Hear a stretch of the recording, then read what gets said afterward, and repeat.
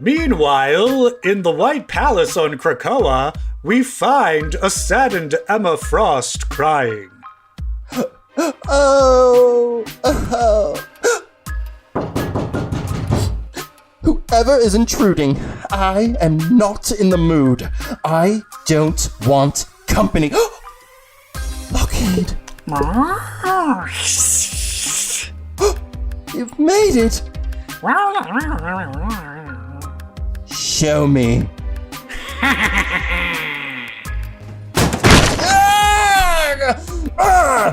He will pay. He will suffer. How dare... Now, we'll do him right and proper, but not now. First, let's get you to the healers. But first, let's make Mommy a gin and tonic. But first, let's make some gin.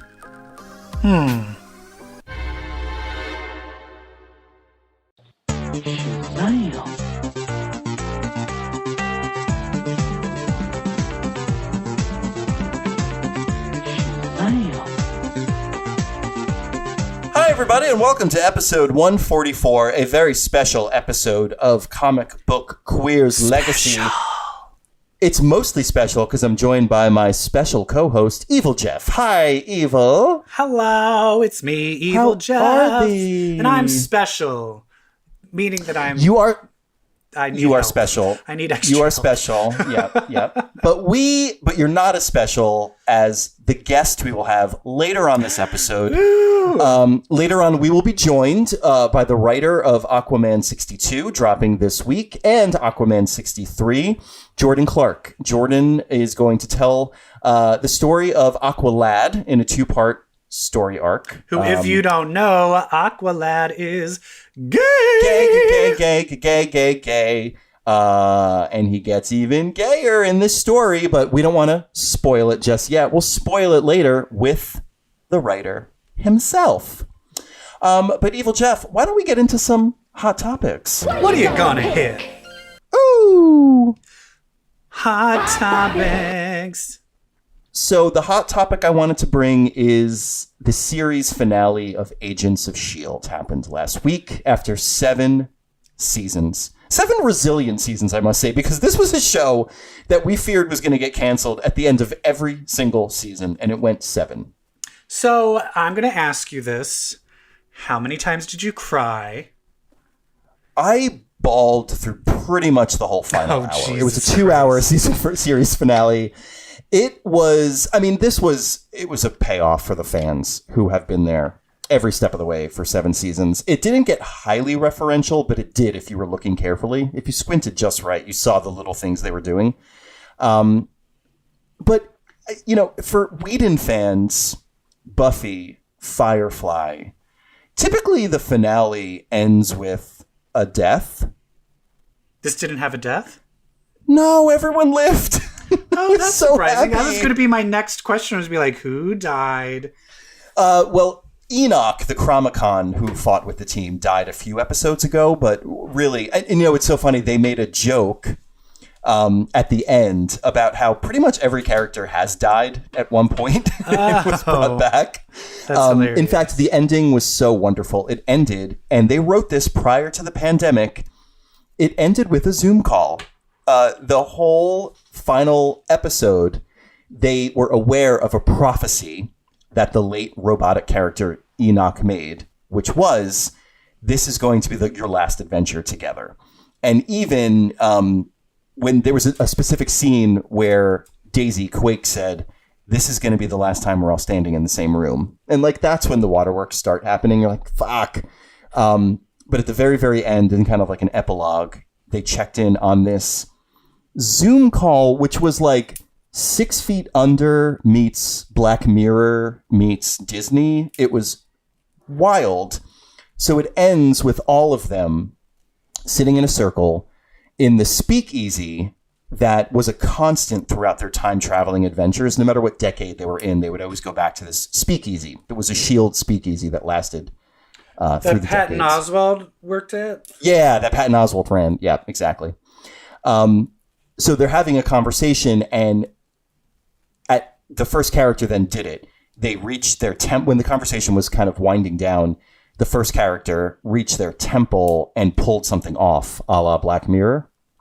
And it would cut to where they really were. And it showed you kind of what that character's fate is by them taking the Zoom call Black Mirror technology off their temple and then cutting to where they were in reality. They were all virtually at the speakeasy. In reality, they were all doing their thing. And it was such a cool way to end, to just kind of check in with the fate of each character while they were in the middle of it. Yeah. It was lovely. And of course, Fitz and Simmons, the two scientists, the romance, the cursed couple who fought through space and time to be together. They have a baby or something. They have a little girl. What they don't know is she's going to grow up to be a supervillain and kill them. Well, she's going to grow up to be Deke's mother. Oh, right. That's right. Deke, the character from the future. Yeah. Oh, right. So all in all, I just thank you so much to the showrunners of that show for just 7 seasons. Honestly, it's my favorite show of all time. I've never felt closer to characters on a TV show in my life. So I cried through the whole way. Pussy. And it ends with Daisy Johnson and Agent Sousa from Agent Carter, and Daisy Quake Johnson. Everyone's saying basically their story could lead to Agents of S.W.O.R.D. because they are now having space adventures.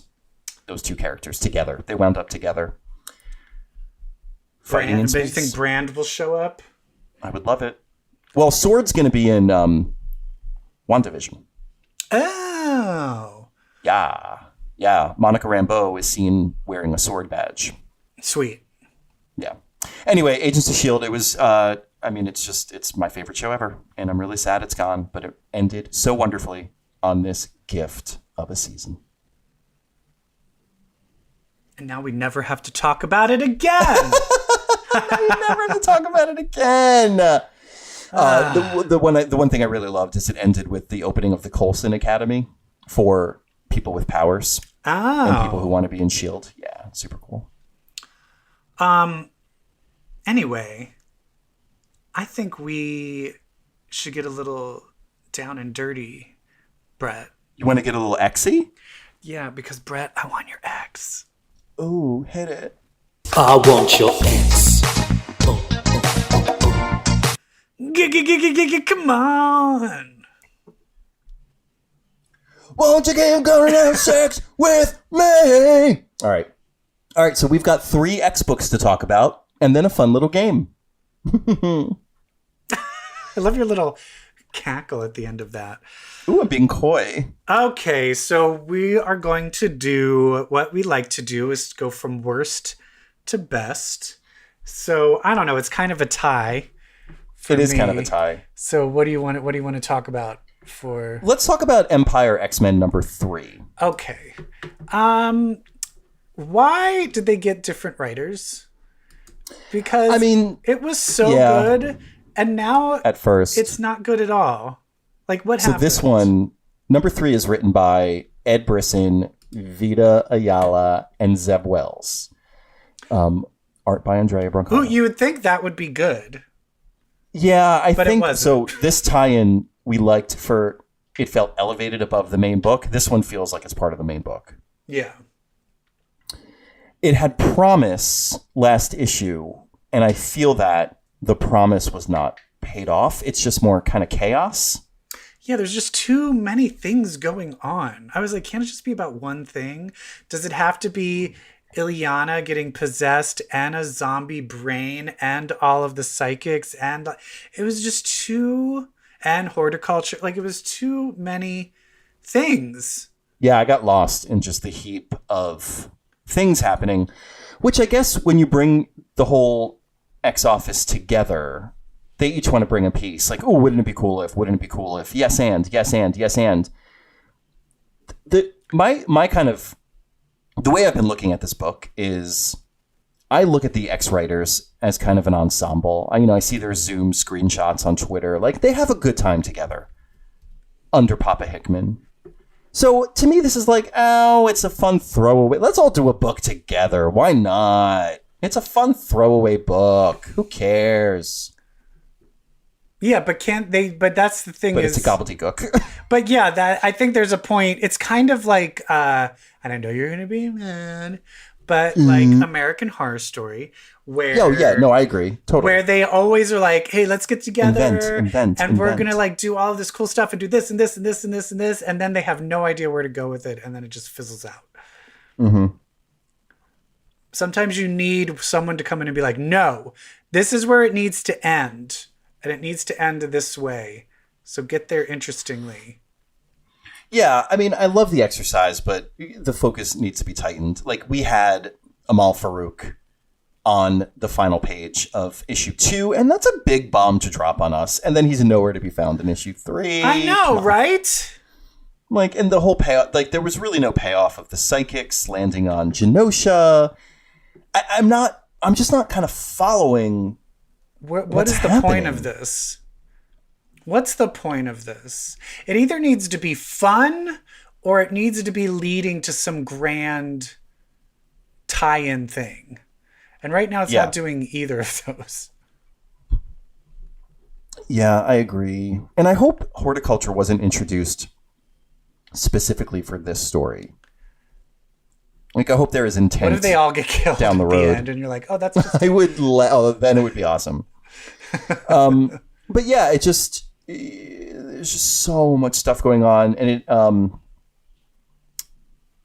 there's some interesting things that happen there. Like, I liked Beast in the lab with one of the horticulture ladies kind of getting along and working together. I liked that. I hated the Ileana twist. The Ileana twist. Ileana becomes the zombie queen of Genosha because she picks up the staff that the Scarlet Witch put together, and it affects her. We don't get much Angel or Monet in this issue, and I really enjoyed the focus on Angel and Monet. Yeah. And that's lost. It's kind of like these writers were like, oh, I don't want to write about them. I want to write about these people. Yeah. Anyway. I'm done. Let's move on to X-Force 11 by Benjamin Percy and Jan Bazaldua. I didn't realize this was the artist that drew Mr. and Mrs. X. It didn't hit me until I saw one of the cuckoos. I mean, the art, I feel, is much better. Has he been drawing this recently? Yeah. This is the main artist of the book, but there have been some fill-in artists. Because I feel like I really liked the art, but I feel like there's some previous issues where I was not loving the art. Yeah. I think anytime you liked the art, it was Jan Bazaldua. Yeah. Because I loved the way it was drawn with these weird creatures coming out of the creatures. But yeah, I liked it. I just don't like the concept. That's what I was going to say. I hate the idea of it. Because that's the other thing, is it just X-Force is really just showing them all as like being really incompetent. I feel like throughout the run, it's like Professor X gets shot. All of the X-Men get killed. And now they've just reduced Quentin Quire to Kenny from South Park, where he just gets killed every issue. And I'm just like, and then the fact that they were all so easily like, oh, the last time they had a trap inside the bodies. Let's just cut this one open. Oh, it just kills Celia Reyes immediately. Oh, and now we're all under attack. I was like, why are you all so bad at this? Like, I don't believe it. Yeah. I don't believe that you all would be this bad. Yeah, I agree. They're just really one step behind all the time. And I thought the whole point was that they're kind of one step ahead. Like, isn't that what X-Force is? Like, yes, proactive? And it's literally like the opposite, that they're just idiots. Yeah. It's driving me nuts. And then Colossus is being a little bitch. I mean, always. Who's that bitch with him? Speaking of bitches, who's that girl he's fucking? I don't know, but she's like, you can't do this and you need to stay here. And Domino's like, shut the fuck up. I've had his dick in me. I can say whatever the fuck I want. Has his dick been in you yet? I doubt it. This to me, this book doesn't pay off the concept that Birth did. No. It just feels like it's just like a random X-Men book. Yeah. It's supposed to be about espionage and intrigue between countries. Yeah, and making hard decisions. Yeah. And like, and doing making questioning, and then questioning morality of like, should we do this evil thing to stop these countries from doing something evil to us. Like, that's the whole moral Right. quandary of all of this. And now it's just like, nope, here's another action. People get so drawn up into the action scenes where I'm like, they don't trust that people will. You can have action, but I think the intrigue is what are drawing people in to read it. You don't. Yeah. I feel like some guys like, yeah, but where's all the fighting and shooting of the powers?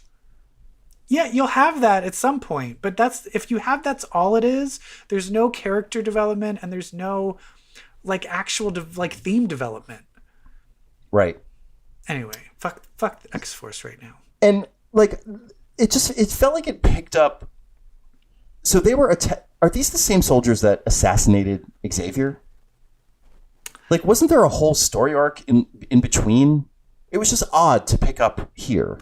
Yeah, like, I'm not even sure. But they were saying these guys had like Russian or something uniforms on. So these latest people that were attacked. So apparently there was another attack, but I don't remember that being in the comic. I feel like they're like, what's there wrong was with just us? That another. We're like, when did this? I feel like they're like, oh, here's just another attack, and we killed these people. And then that's the other thing is I don't think just because we can resurrect people that we now should just willy-nilly just start killing everybody. Yeah, every single issue. It cheapens it. I don't want Celia Reyes to just die like an idiot. Yeah, stupid. Because then it's like we don't care. And then it literally was a joke with Quentin Quire. Yeah. Also, Quentin Quire sleeping with Phoebe. That's the most interesting thing in the entire comic. Right. And that she's the one cuckoo that wants them all to herself. Well, yeah, because all the rest of them are fucking Cable.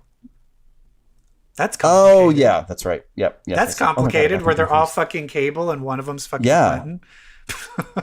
I mean, it feels disconnected also. Well, I think that would be interesting if that was then brought up, where Cable's like, hey, I noticed I've fucked all the other cuckoos except you. Yeah. So what's up? And she's like, I don't want you. I want more of a bad boy. Yeah, that's interesting. I mean, if you're going to go here with, and maybe maybe the schedules got fucked up, but at least mention that, like, my sisters are all dating. We're all dating Cable, but I really want to date you. But like, this might play a part in the game we're playing later on. I'm just going to say this. Oh, I love it.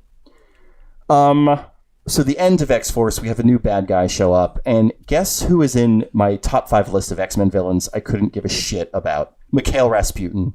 Ever since the 12, I have had an aversion to Mikhail Rasputin. Okay, I liked him when he first appeared in it was X-Men, the no uncanny, just X-Men.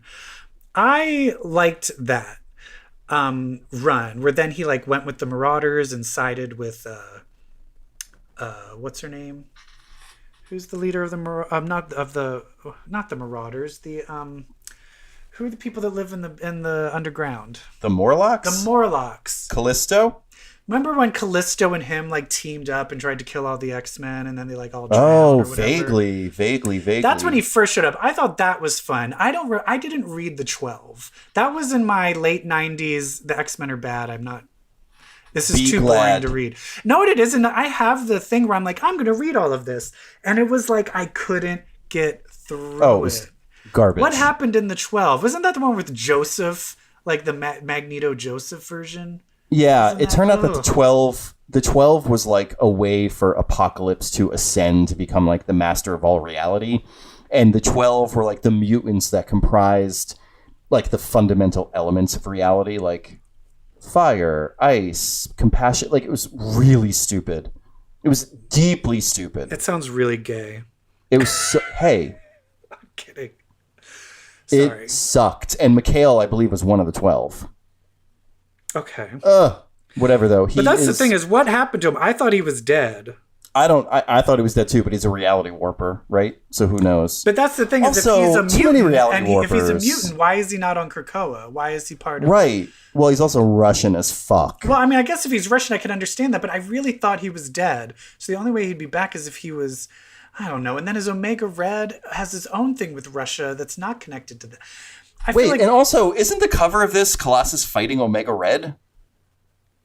Yeah, What's Omega happening Red wasn't with this even book? in that. Yeah, it's... Well, we know now covers have nothing to do with what's on the inside anymore. I know this.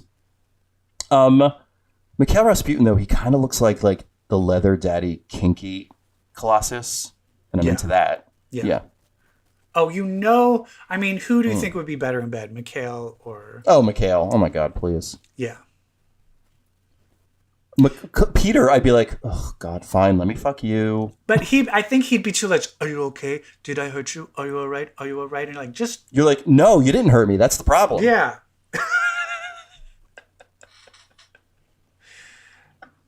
Just lay there. Just lay there and let me just look at and I'll just jerk off on you. All right. That's all you're good for.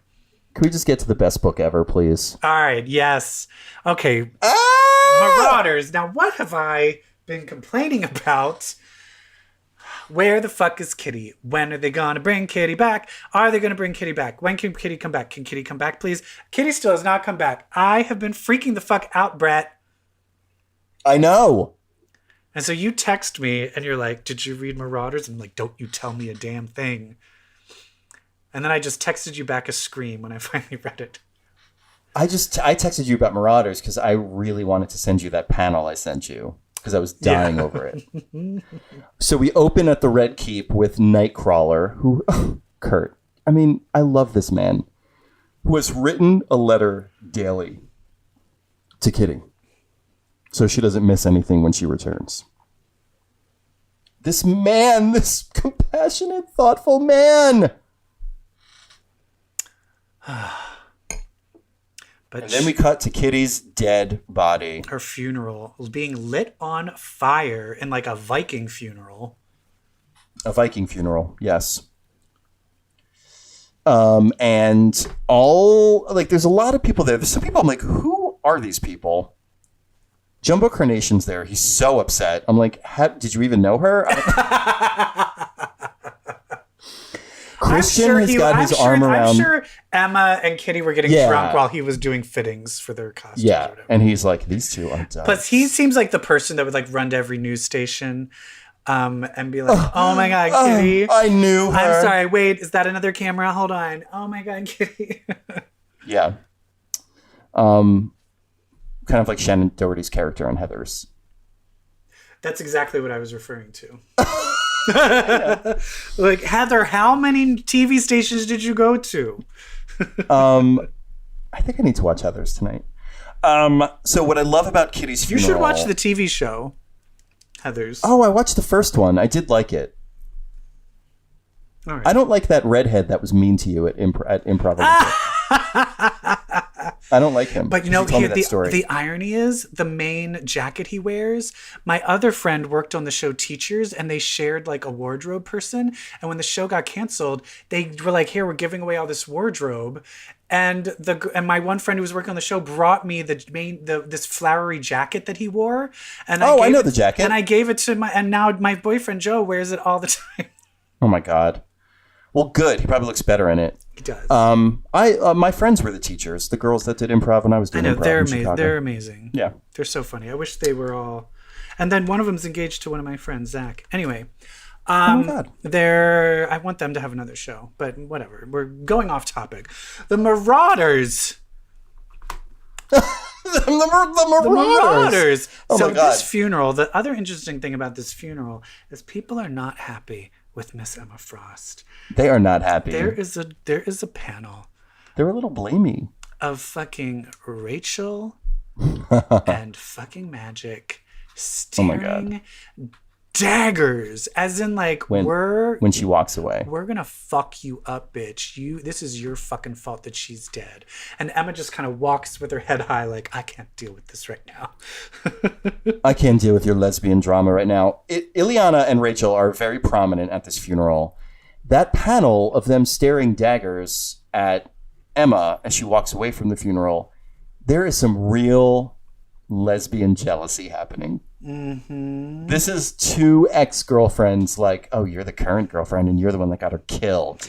Yes, this is turning into just like the most like sapphic, lesbolicious. This book is so sapphic. I am living for it. I'm living for this book.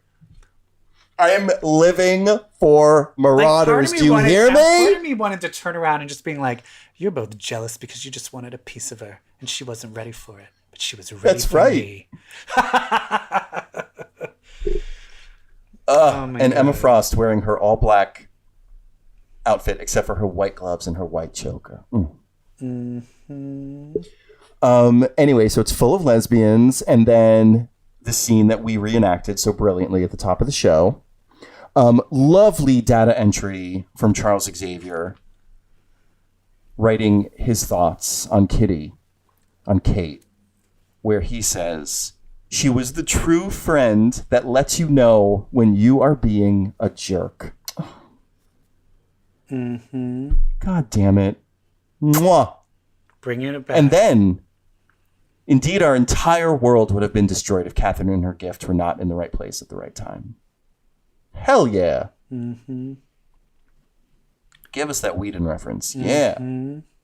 Okay, and then we get to Lockheed being healed by the healer. Here's my question. Why is the healer always covered in bandages? Can he heal himself? I know, right? Is he cut? What's happening? It's like, it's a fashion statement, Brett. Plus, also, like, where's Triage? Can he help out? Can he help out a bit? He's Mummy Santa. I love him. Mummy Santa Dracula. Like, what the fuck is he doing?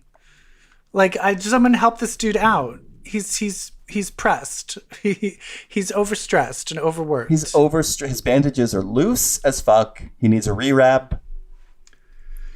And then Emma's like, "Hey, Xavier, we got to try one more time to resurrect her." And Xavier's like, "Sure, Emma. I'm surprisingly cool." That's my takeaway about Charles Xavier during this whole Dawn of X thing. Xavier's kind of cool. I don't know. But, wait, what do you mean? Oh, just from that writing? Just from that writing of what he wrote? He's just like, absolutely. He's like, we've done it 17 times. Absolutely. We'll do it again. Yeah. Kurt's ready. I'll do it. Let's meet up at this. He's like, yeah, whatever you need. And then, like, an unknown person comes up and is like, "Please, my mother. I've been waiting for months. My mother." Get away from me. Is your mother one of the X-Men? Then fuck off. I know. I would love a whole book of just, like, literally, we never even go through their names of just people, like, of the people in Krakoa who hate the X-Men because they're like, damn, we get treated like garbage. Love it. And then we get to, this, for some reason, is one of my favorite scenes in this whole era of X-Men. The scene of Dolores from the X-Desk and Storm. Yeah. I think it's because of the way you see Storm through the eyes of Dolores. Then there's the soft reveal of this being the person from the X-Desk whose entries we've been seeing in the data pages. And the fact that Storm is just you never see Storm in kind of this espionage, dealing with the humans, like wearing this beat outfit. I don't know. I just loved the presentation of Storm through the eyes of Jerry Duggan and Matteo Lally, the creators, and through the eyes of the character of Dolores. I just loved it. It was great. It was great. Dolores is in love with Storm. Yeah, she's like wet. She's like super wet. It's like, but Storm look at her. Crackers for her soup. I'm sorry. Okay. Anyway. Storm does, but talk about like not being able to like blend in. Seriously, amazing. As somebody who lived in DC for 12 years, I will say I appreciate that Jerry Duggan got the order right of the stops on the blue and orange line. That's true. However, Matteo Lally drew the New York subway, not the DC subway. DC subway car seats face, they're two, and like it's like an airplane. Yeah, that's true. So, but anyway, still love this scene. And it's really just Storm thanking Dolores from the X-Desk of helping them get rid of the poisoned petals out there on the black market. Poison petals, poison petals. Poison petals. The two of them are on the same side. That's good. And that's what I like. Then we get to Although, would America be on the Krakoan side? Dolores Wood. Maybe next year, maybe. Dolores is a Latina working for the United States government in a male-dominated field. You're damn right she would be Team Storm. Okay. I love her. I wonder if she's really bound to a wheelchair or if that's just part of her cover. I don't know. But I'm sure we'll see more of her at some point. Oh, I love her. They wouldn't have just thrown her in for no reason and then never brought her letter page at the end. It says, Storm's eyes are the color of sapphires. Yeah, I'm like, honey, go rub one out and then write your report. She got that WAP. Oh, have you seen that video? Hell yeah. Did you hear it cost like $200,000 to do all of the COVID testing to do the video? What did you think of that song? How about that line that compares... I don't know which one of them takes this verse, but it compares her pussy to mac and cheese. It's the grossest thing I've ever Cardi heard, B. And it makes me so happy. Yeah, some get it's so wet it needs a mop. Macaroni and cheese in a pot. Yeah. You know what the sad thing is I heard that and I'm like, I still like the My Neck, My Back song better. That's where I just feel old. Where I'm like, it's no my neck, my back, like my pussy and my crack. Okay. But then we get to the pods. Well, wait. Do we? But Emma. Emma gets Lockheed. Did we talk about that? Yes. Lockheed No, returns, and then she's like, "Bitch, show me." And then it just cuts to like, "Show me." Sebastian Shaw. But did he shoot her? He didn't shoot her. He shot Lockheed with the net gun. Oh, that's what that was. Okay. Yeah. And so we see it's Sebastian, and then she just goes. It's one of those things where it's like she goes through all the stages of grief, where it's like anger, rage, this, no, rah, rah, and then finally she turns into diamond form, banging things up, and then she just turns back to her form, and she's like, "No, all in due time, we'll kill him. We're gonna fucking kill him." It's so Emma. But it's going to be after so her. I bring Kitty back, because Kitty's going to be the one to pull the fucking... Because I just figured this shit out. And she figured it out, and I was still a little confused. Did you understand this, of why they couldn't bring her back? I did, because these husks, these animated corpses with no soul, they instinctually break out of their pod. But Kitty's reptilian brain is not wired to break through things. Because she phases. It's wired to ignore them, to phase through them, as if they're not there. So she's the one mutant whose core mind doesn't instinctually, whose instinct isn't to break out of an egg. So all she had to do was reach in and pull her out. She had to phase out, yeah. And Emma guided her. And she's back. Just like that. Kitty's back. They said all those other corpses drowned in the orange fluid because they were in there too long. Because they didn't know how to break out. So gross. And then the Nightcrawler moment with the number 18. Wait, what was that? When this was a miracle. It took us 100 times, but it still was worth it. Actually, it was only 18 times, but who's counting? And Nightcrawler says, 18, is that right? Hope, yeah, is something wrong? Nightcrawler, no, not at all. What was that referencing? In the Jewish religion, the number 18 is synonymous with life. Because I think the words, there's some connection between the words that comprise 18 or the letters that comprise 18 and the words that comprise life. Right. So 18 is a symbol of life in the Jewish faith. Yeah, that's incredible. And there were people who complained that Kitty was giving a Viking funeral and not a Jewish funeral. To me, I'm like, yeah, but Krakoa, myth and religion trumps all. Yeah. But this was, I thought, but like, we don't want her on the damn island. We're getting her body off the island because we don't want a graveyard. Yeah. Yep. Yeah. And so it's like, it's so funny how this truly feels like a rebirth of Kitty Pryde. Her hair is curly again. She's and her laying in the bosom of Emma Frost. Yeah. But her first words are Lockheed, I love you, boy. Like, that is that's as innocent Kitty Pryde as it gets. And then we for go to Kitty to have this new non-innocent identity. Kitty Pryde. Then we get to Kate. Then Kitty becomes Kate real quick. Yeah.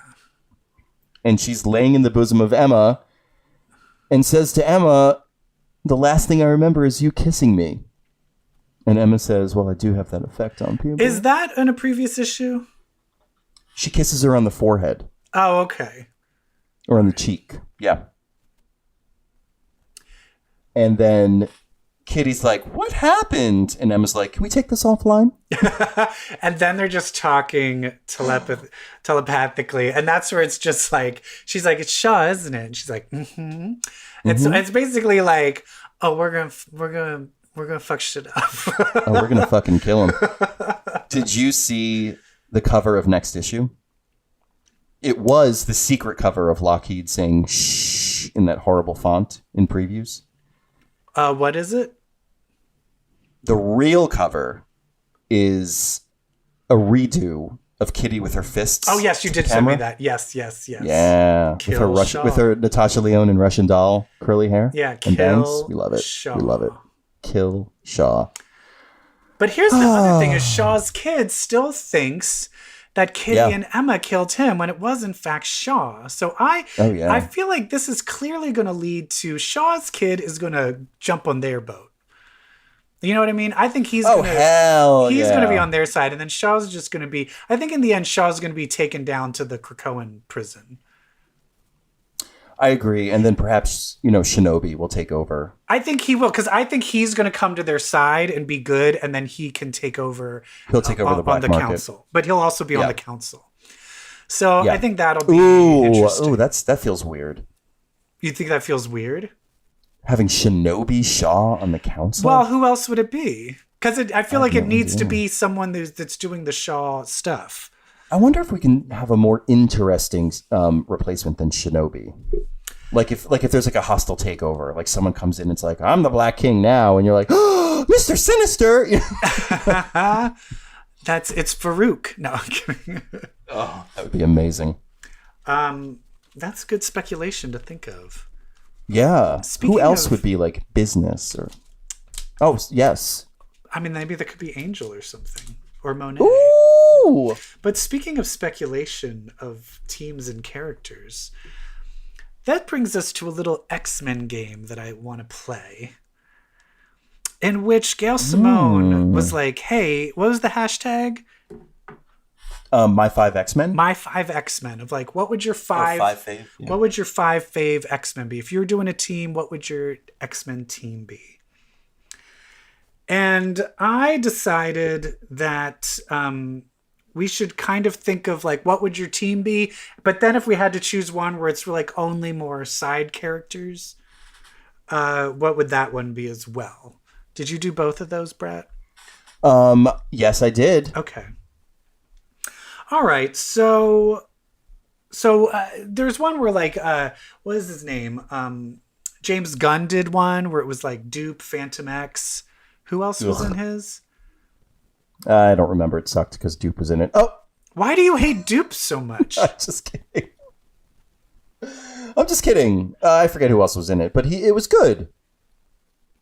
All right. How about Gail Simone? Do you remember what she said? Gail Simone. No, who did she say? Cyclops, Cyclops, Cyclops, Cyclops, and Cyclops?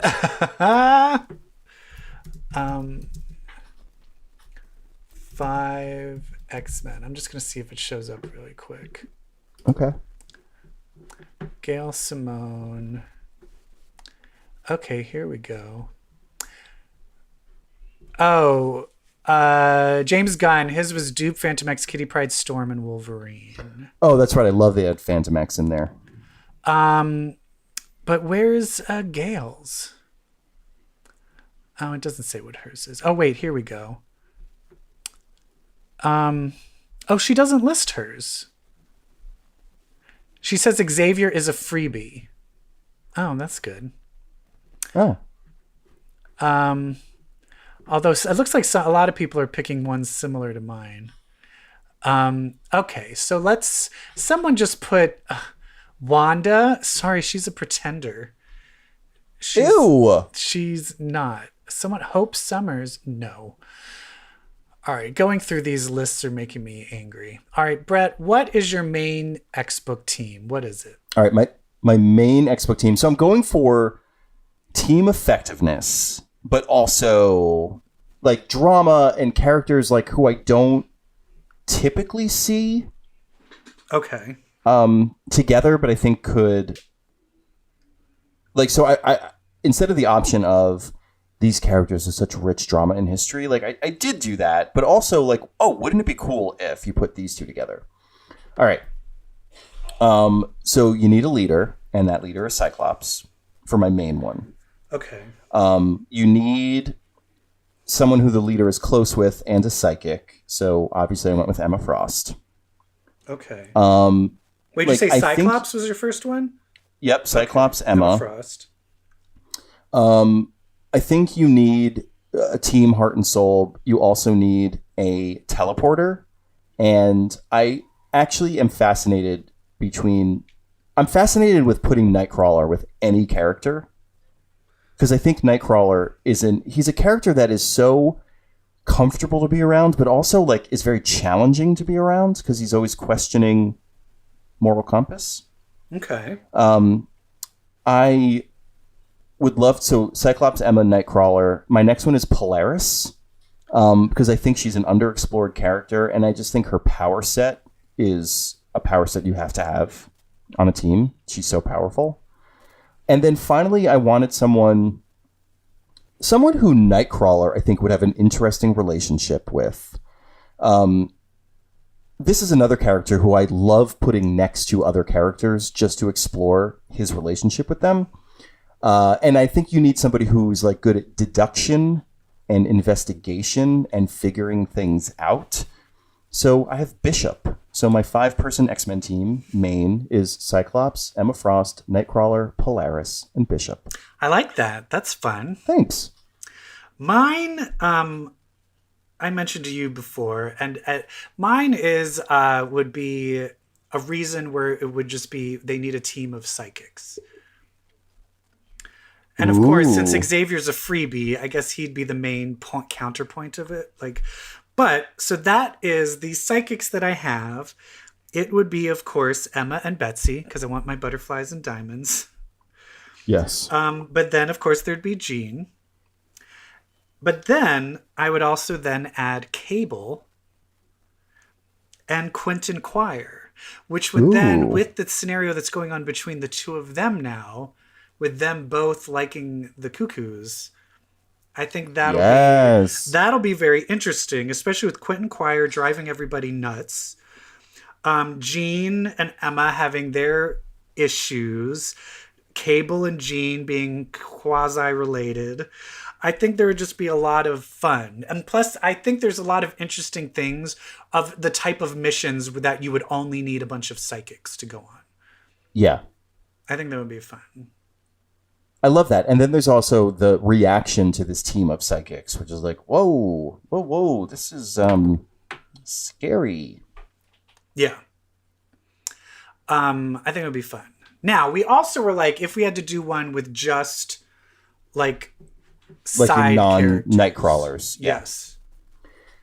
So mine, you still need a leader, but I really need Danny Moonstar to be elevated in general. Mm-hmm. So Moonstar. I refuse to call her Mirage because her power set doesn't call for that. But we'll change that in this book. And this book, yeah, fucking change it back to the way it's supposed to goddamn be. I think you need somebody who Moonstar has a very deep relationship with, but doesn't exactly trust 100%. And so that's Magic. Okay. I think you need somebody to counter Magic, like somebody who is the polar opposite of Magic. And that to me is iBoy. Okay.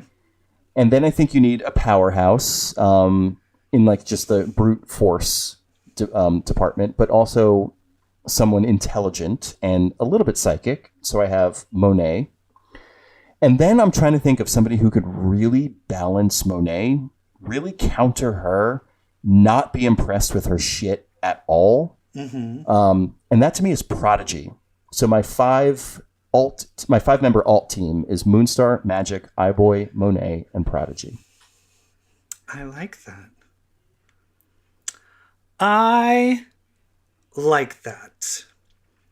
Okay, so now I am going. This one is weird.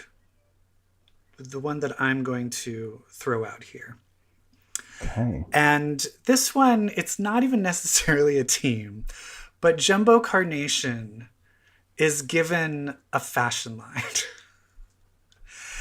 And this is literally just about him trying to do the fashion runway, but then battles and things keep on happening. So literally, it's his fashion line and the models that he's chosen. Amazing. So, so love some of this. them are gorgeous, but don't want to be models. So the first model would be Megan, because she can turn into anyone. And she's gorgeous. And she's gorgeous, and she can look like anyone. So it's like if you need to change hair, she's perfect for fashion shows because she can just change her hair, makeup, everything just instantaneously. Yes. And I'm not counting this, but that also means her daughter, her highly intelligent daughter, is going to be in it as well. But she's not Yay. like one of the main characters. The next one is, I was like, we need a powerhouse, someone beautiful, but is also a bad attitude and maybe doesn't want to be there, but she's so gorgeous and then she's kind of forced into it. I'm picking Frenzy. Love it. So she's there and they're like, we need someone like with an athletic build. And she's like, I don't want to be a fucking model. I have super strength. And like, she's there. Yes. And then to add the weirdness, I think Aurora should be another model. So we can just add her split personality. That'll always throw a wrench into things. And then the very last one is Callisto gets into a fight with Mask and he gives her back her beautiful model face. Oh, yeah. And so Callisto is once again tapped to be a model. So mine, it is Frenzy, Aurora, Callisto, Megan, and Jumbo Carnation. The height of fashion. And it would be called like Incredible. X Threads or something like that. X Threads. Expose. That was another one. That was the Dazzler's Yeah, PR we've company. used that. Yeah. Which still needs to be done. So many ideas. But that ends our I Want Your X segment, and it begins our headlining segment, and we're very excited. We're very excited to welcome our next guest to the show. We are here with Jordan Clark, who is currently writing a 2-issue run on Aquaman on the main title. Hi, Jordan. How are you? Woo! I'm doing good. Yeah, it feels weird to call it a run. It's like a jog or like a light, like a light jaunt. sprint of 2 issues. But no, I'm very excited to be here. Thank you for having me. Excellent. Well, it's a real, I'm about to do this. It's a real deep 2 issues. Pardon the pun. Yeah. But we've gotten to read through the first one. I feel like we're probably the first 2 people on Earth who've read it who don't work in the comic book industry. Yes. So that's very exciting. But before we get into the issue, we've already talked. We had a little pre-show banter about, so, we're all connected to Baltimore in one way, shape, or form. That's where you call your roots, as does Evil Jeff, for those of you who don't know. So let's start, at the beginning. How did you get into comics and what led you to DC and ultimately to Aquaman? So I grew up all around Maryland. Like I originally grew up in Tacoma Park, Maryland, and then I moved over to That's where Silver my husband's Spring. from. Hey, all right. And I moved over to Silver Spring, like around Silver Spring, like not exactly, but That's just a where my little bit up. sister lives now. Wow. Look at all these connections coming together. This is beautiful. So, and then, eventually moved to Baltimore for college and then continued on. But, growing up in Tacoma Park and living in Silver Spring, we didn't really have any comic book shops. Like we had collectible stores that children were strongly discouraged from going into because we would touch things and, they didn't want us, around the baseball cards or the comics or any of the other stuff. So all my comics came from like thrift, malls and like yard sales and stuff like that. So, I was into comics young through that, but also obviously stuff like X-Men, the animated series, and Batman, the animated series, and all that stuff. And so those were a lot of my comic roots come from. So, as I got older, I kind of fell out of comics, and then when I got to college, I fell back into comics. And I started writing comics maybe about 8 or 9 years ago. Okay. So, doing a lot of stuff on my own, self-published stuff, or, limited run stuff, and working with, a lot of friends and great people. But eventually, I had a limited kind of run-in with Kelly Sue DeConnick back when Pretty Deadly first came out. She came to Jeff might know of Third Eye Comics in Annapolis.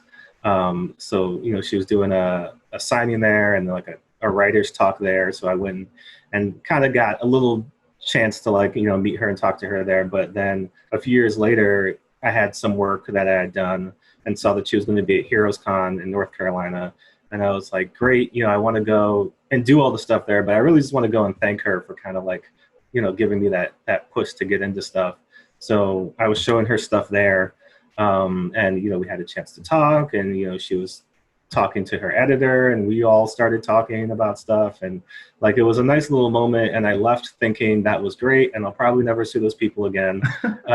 Only just because that's the nature of conventions, is you meet people and you talk, and it's great and it's fine. Yeah. And not you never see them or speak to them again, but everybody's busy doing things, and, life outside of the convention goes on. Mm-hmm. But a few weeks later, the editor, Lauren Sankovic, got in touch with me about doing some stuff for Bitch Planet, where they did the Bitch Planet triple feature anthology. So I was able to be a part of that, which was amazing. And, from there, kind of, did some more of my own independent stuff. But, having formed that relationship, Kelly Sue obviously has gone on to work at DC and work on Aquaman. And, she continued to speak highly of me. and tell people about, my work and show it to people. And so that eventually got me in touch with, some of the people at DC, which got me a chance to do the Crimes of Passion anthology, which came out early this year. I had a Batwoman story in there. So that was a lot of fun. And then, they came back to me again and said, hey, we got this Aquaman thing going on. We want to do something with Jackson. We want to hear if you have any thoughts. And I was able to kind of pitch them some stuff, and they're like, you know what, this sounds like 2 issues of Aquaman. Do you want to do 2 issues of Aquaman? And I was like, of course. So, it's kind of, a combination of obviously doing the work, continuing to kind of persevere and continue to make comics, but also, it never hurts to know people, but, making those good impressions too. And, continuing to maintain those relationships with people out of just genuine appreciation. You know what I mean? People can tell when you're being kind of, parasitic and wanting to be around them and use them for different things. But when people can tell that you just love doing things and they can see that you're passionate about it, they want to support you. So, luckily I've had that with Kelly Sue, and a few other people. So, I'm at the big boys table now. That's great. Congratulations. Yeah. So it's so great to hear that hard work and ultimately how you make other people feel, really paid off in your story. Yeah. That just feels like, thank goodness. I just feel like hard work, doesn't get the reward it should. Yeah. But it did in this case. So yes. Kelly, she's leaving the title soon. Yeah. She's gonna, close her run. But there's a lot of issues to look back on. Mm-hmm. How would you describe Kelly's run overall, and how does your story about Jackson kind of fit into that? Oh boy, I was at New York Comic Con when it was kind of just announced that Kelly Sue was coming on. Yeah. And so this was kind of her first big public appearance to talk about it. And the biggest thing that she spoke about there was that Aquaman has all these powers. He can do all these things. He's got this long history. He's a king. But basically what his power comes down to is asking for help, right? Mm-hmm. That's the core element of, what she calls the call, which is his ability to communicate with all kinds of, aquatic life. But it's basically him just saying, I need your help with something. Can you help me do this? Can you help me, accomplish this task? And it's basically, the story of building community, where you have Aquaman coming to Amnesty Bay, building this group of kind of ragtag gods and like forgotten myths, and really like forging a stake in this town, and kind of going through some scary stuff, right? Like he's kind of rekindled his relationship with Mira. They have a child now. It's like all these big leaps that he's making, and there's a lot of great stuff with Mira too, and her kind of taking on that role as like the sole leader of Atlantis, while Aquaman's been away. So she's really, tied together a lot of that like high fantasy, quasi Game of Thrones, like political intrigue and all that stuff, along with just like the family stuff and, these really tight knit relationships. And so Jackson comes into it having, left the Teen Titans, or the Teen Titans disbanded, and he kind of was, on his own, and he finally makes the choice to come in and see Aquaman and to learn from him, to have that mentorship. But, as you will see in this issue and the next issue, you also get him kind of starting to make those first steps into being his own person. And that comes with him kind of reckoning with Black Manta, his father, and reckoning with, Zebel, this place that he's technically from but has never been to and really hasn't been allowed to visit. And so, we find Jackson before the story starts kind of making those preliminary steps to becoming who he hopefully eventually will be, because he's still 17, he's still very young. But, we want to start pushing him towards being, this incredibly cool and very lovable hero. But like, sometimes you got to go through some trials first. So we're giving him some. Excellent. It sounds like this run is kind of defined by this epic scope, but also these kind of small, intimate family moments. And that really was my takeaway from your story, is that it kind of balanced that really well. You've got this kind of epicness, this grandeur of war and legacy, and all, but then you've got what ultimately wound up being these very intimate moments between Jackson while he's exploring and someone he runs into, swims into, while he's exploring, which is a guard, very arc, who goes there. So I'm gonna go there. Let's do it. I gotta ask. I gotta ask now. Yeah. Is this the story of Aqualad meeting wind? Well, go ahead. Oh, I was gonna say, and if it's not, is it inspired by it? And if it's either one of those things, what inspired you to write that?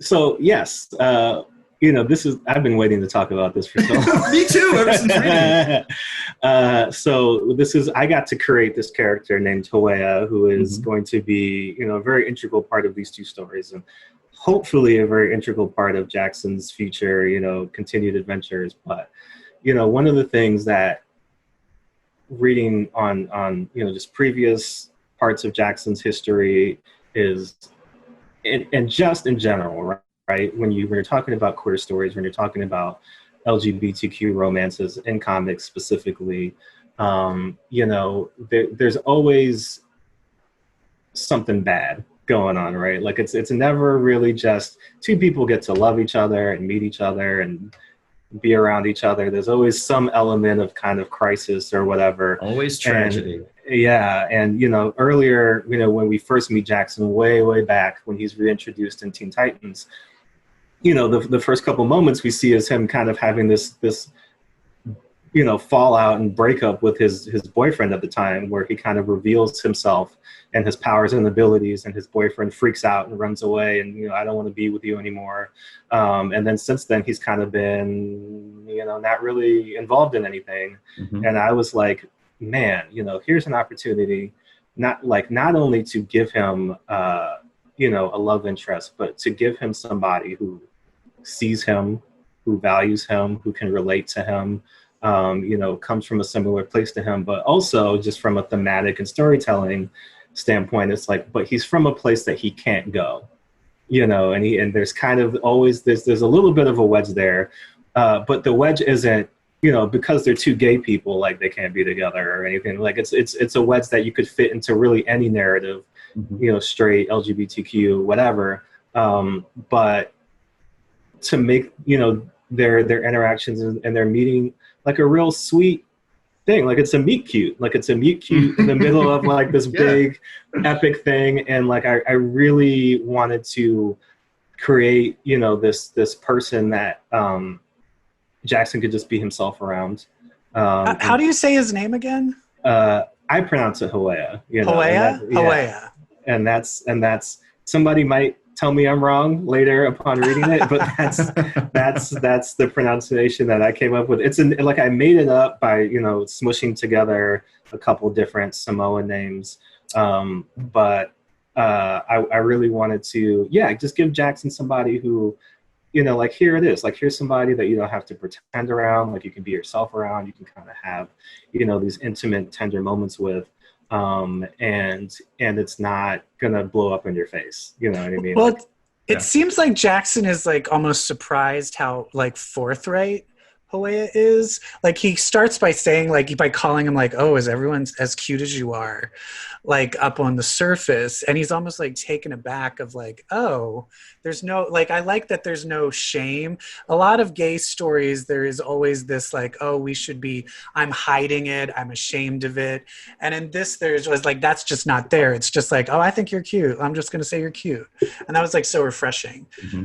That I think there's two elements that I wanted to make very clear throughout the story. One, Jackson is Black, and that's something that you can see, visually when you look at him.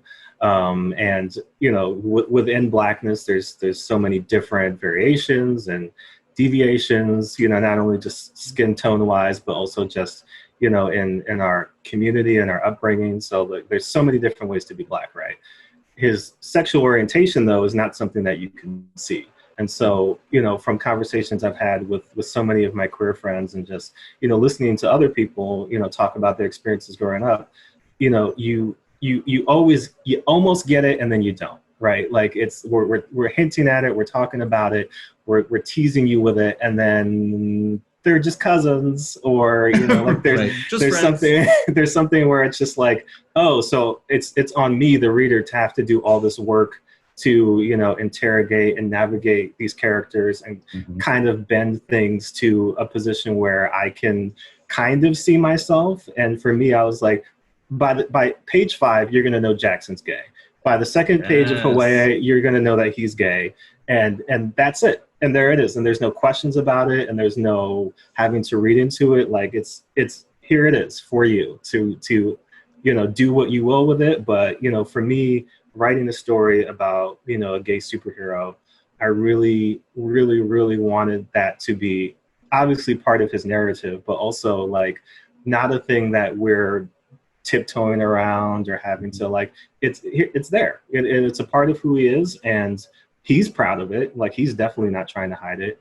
And so when Hawaii is kind of like, hey, you're kind of cute.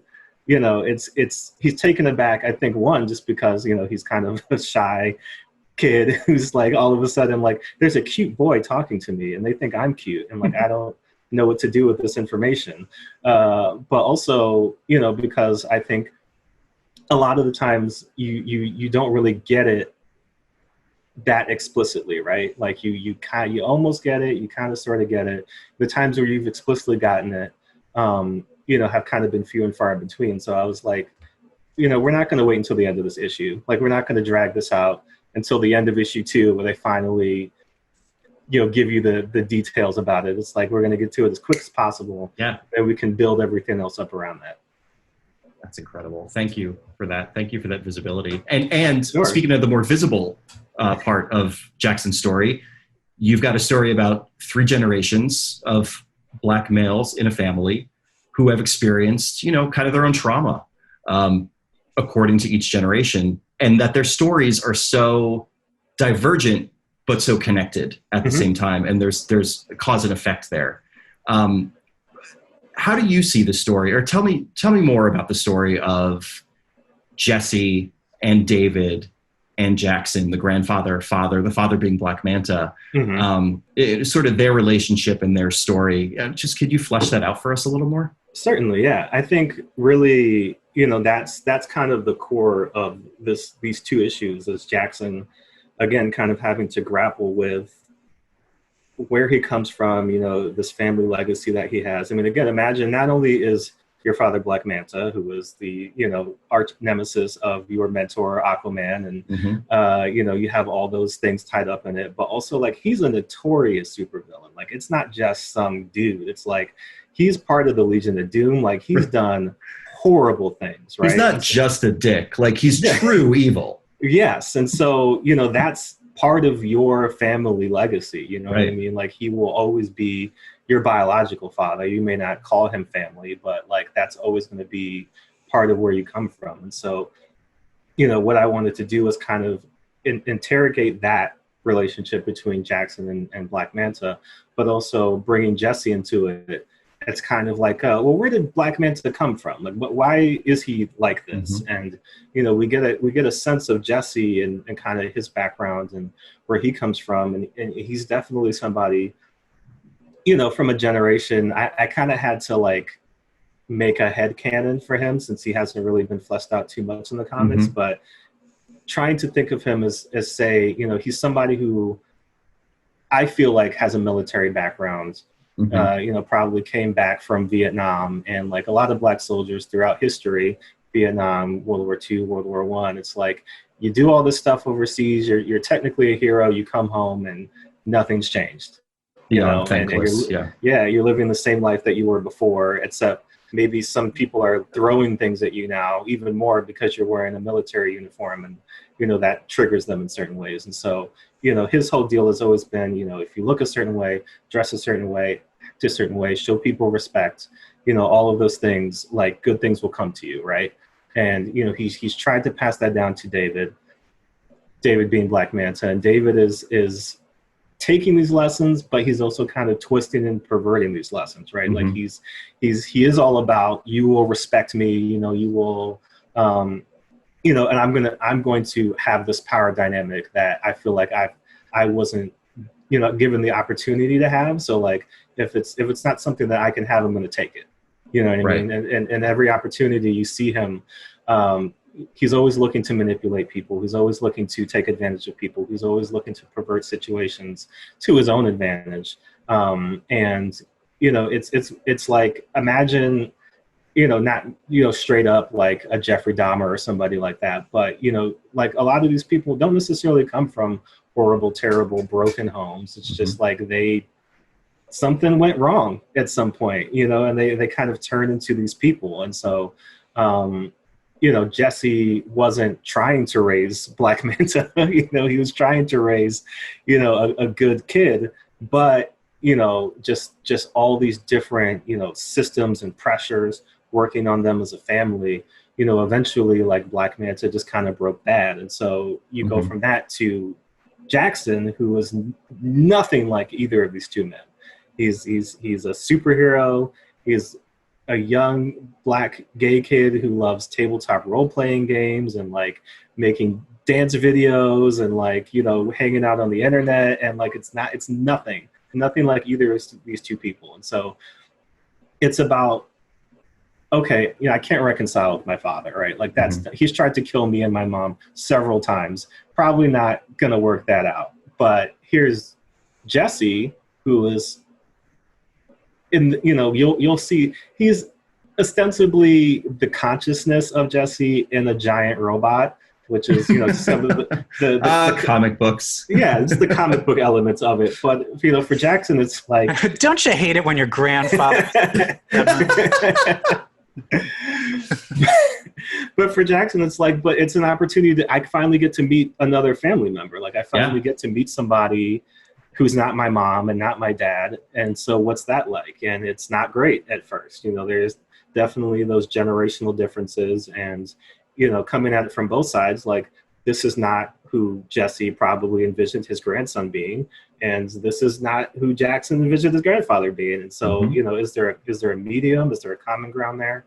The fun thing that I found is that it's like the grandfather seems to have more in common with Black Manta, and he raised Black Manta the way he thought he should, but he turned out the opposite. So his grandson is like morally on the same ground as him. Mm-hmm. Yeah. But they don't have anything in common. So I feel like the grandfather, because that's the one thing is when Jackson comes out to the grandfather, you don't see what I don't know if it'll be in the second. I love that moment. But there is no reaction. It's just the silence. So then you're like, and I'm sure Jackson noted like, oh, he's not saying anything. Awkward. Yeah. Let's just move on from this. and that's kind of the thing, right? Is like, you know, these little moments where you're trying to reveal yourself and show yourself to somebody, and you know, sometimes silence is worse than anything, right? Like sometimes just people not responding to things at all is like, I wish you would have just said something. You know, at least I could do something with that. And really, you know, for Jackson, he's at the tail end of all this generational trauma, right? Like he is the latest generation coming up in this, and so many times it's extremely unfair to put this kind of pressure on, you know, 17-year-old kid to say, can you undo generations of toxic masculinity and like all these other things and like become a better person? Because that's basically what you're going to have to do, you know, if you want to, you know, overcome a lot of this stuff. And you know, I think Jackson has a good heart, and he's somebody who definitely wants this relationship with his grandfather. But at the same time, you know, sometimes previous generations, a lot of their thinking is, okay, you know, I messed this up and I messed this up and I messed this up, and so I don't want to do it again, you know, but I don't know another way, you know what I mean? So like the way that I treated David is how I'm going to treat Jackson, because that's what I know. And like all of the failures that I had in my life, I want to prevent for him. But like the only way I know how to do that is to be extremely hard on him. And it's like, is that going to work? Because it didn't work before. So like, how do you kind of rectify these two things? So there's a lot of good tension back and forth between them in both issues. Well, the stakes are very high in this issue because Jackson, the only way for him to get this mech that his grandfather is in is he had to like make a deal with Black Manta, but it looks like that deal might end up causing him to destroy or do damage to Zebul, which is where his possible new boyfriend is. So there's the stakes seem very, very high. And I feel like it's all leading to, like, he's going to have no choice because Black Manta said, if you don't do this for me and you borrow this, I'm going to come after you. So I feel like this is inevitably leading to him and Daddy are going to have some kind of confrontation. Yeah, I'm excited for it. There's definitely going to be, you know, a lot of fallout from those decisions. Because again, Jackson is looking at this as like, I don't want to be my dad, but you know, the only way for me to protect the people I love is maybe being my dad for 10 minutes here and then doing this thing for him. And so, you know, there's definitely a lot of, again, push and pull between all those generations. So these relationships, they're so meaty and so they're just filled with so much. They're so robust. And you've written another queer relationship in the Batwoman story you mentioned earlier in DC Crimes of Passion, which was lovely, seeing Maggie and Kate kind of put their shit aside. Are there any comic book relationships out there, gay or straight, that you hope to tackle and write one day? Well, okay. So I think there's a few relationships that I really love. Like I love Ralph and Sue Dibney, Elongated Man and his wife. And I think they've always had, because there's some couples that just work, right? Like I think, you know, maybe not everybody knows, but hopefully everybody knows at least one couple where you're just kind of like, yeah, you know what I mean? I'm glad these two people found each other and they love each other and, you know, it's working. And it's not to say that they don't fight or they don't, you know, have disagreements, but it's like, but this like almost feels necessary. Like these two people need to be with each other. And even at the end of the 52 event, where, you know, Ralph and Sue kind of came back as ghosts, you know, to solve crime in the afterlife. It was kind of like, you know, they're going to be together forever. Like this is just meant to be. So I love them. I love obviously Maggie and Kate. And I think that's a relationship that, like, I love Maggie and Kate and I love Kate and Renee. And I think, there's definitely, potential for either of those. If I had to choose, I would choose Maggie only because I feel like Kate and Renee are almost too close to each other in terms of like who they are as people. Yeah. And, obviously you can say relationships require balance. It doesn't always have, like, everything doesn't only have to be one thing.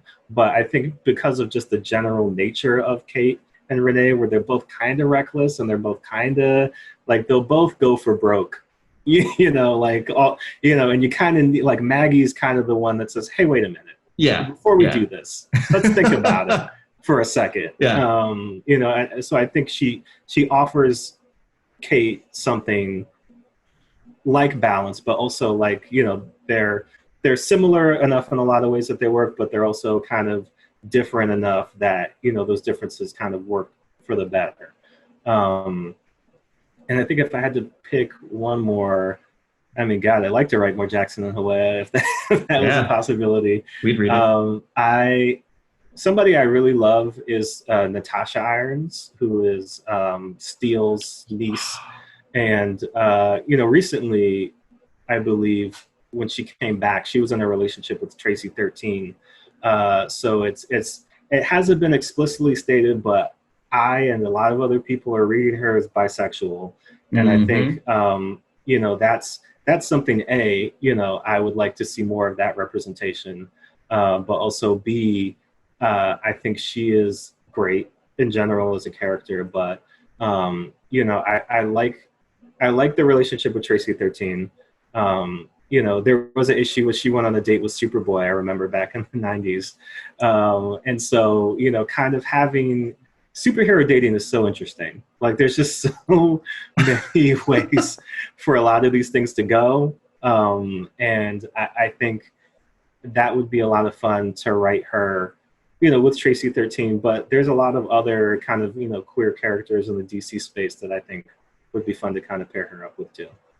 Hey, if you like bisexual representation, might we suggest Leia Williams' X Factor, which just dropped last week? Ooh, Dakin's doing what he does. Yeah, and Prodigy, as well. Prodigy too. Yeah. Oh, it's good. Well, speaking of other works, are there any works that you'd like to call our attention to and our audience's attention to, whether that be in comics or anything else? Is there anything you think is just particularly wonderful that we should be checking out? Boy, okay. So I read a novel recently called Freshwater by Akuke Emezi, who is transgendered African novelist, and they wrote this incredible book basically from the perspective of this person who was kind of experiencing these things awakening inside of them, and kind of like just this push and pull between what are described as gods, who are kind of inhabiting their body, and just all the different directions that it goes is incredible. It's like this very, it gets surreal in places, and then it gets really real in places, and just kind of having, these things go back and forth, I think it was great to read. So if you're looking for a book, Freshwater is a book I would recommend. If you're looking for a comics to read, I'm trying to think of things that have come out recently that I was like, wow, that's amazing. I love Jimmy Olsen. If you haven't read Jimmy Olsen, I don't know if that's going to be collected soon. The Matt Fraction? Yeah. One? Yep. I love that a lot.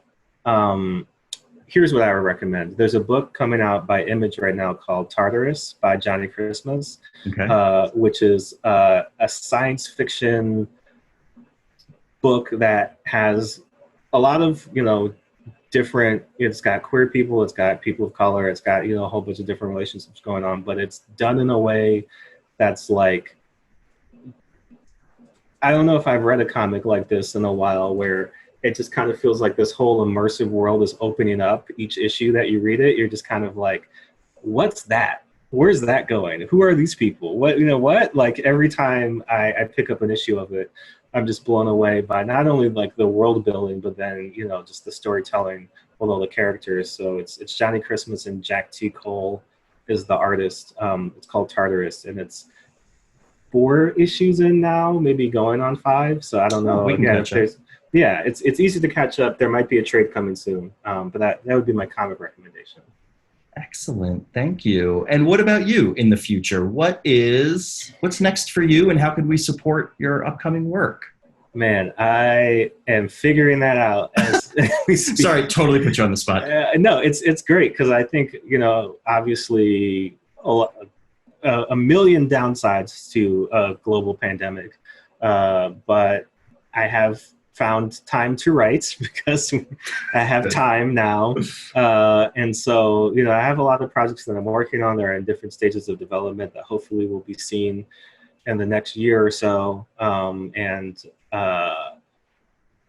I've got a few just independent things that I'm working on that hopefully I'll be able to, get some stuff going for in the near future as well. So, if I have anything, I'll definitely let you guys know about it, but it'll also be on all my social medias.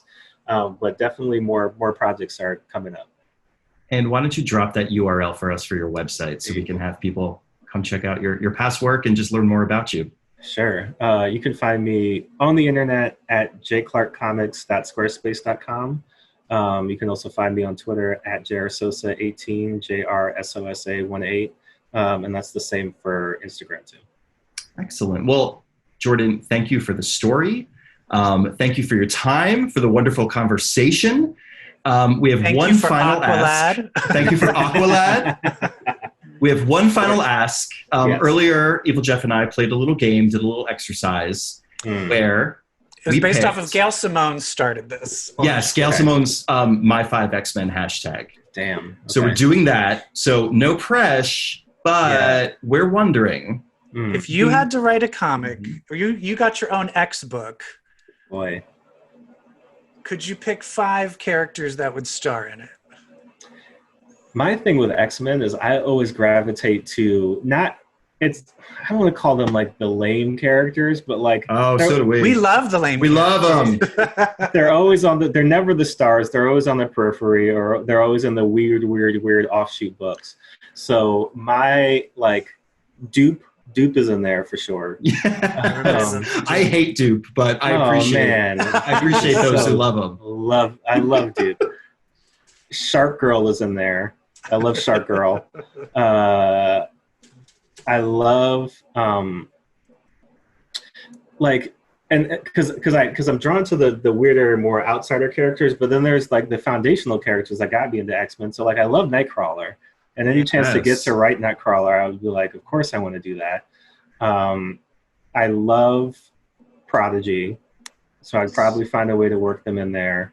I think that's 4. That's 4. Ooh. So if I had to choose one, so this is where it gets tricky, right? Because obviously, I love Storm, and I love Jubilee, and a lot of people hate Beast. I think Beast used in the proper way could be fun. Mm-hmm.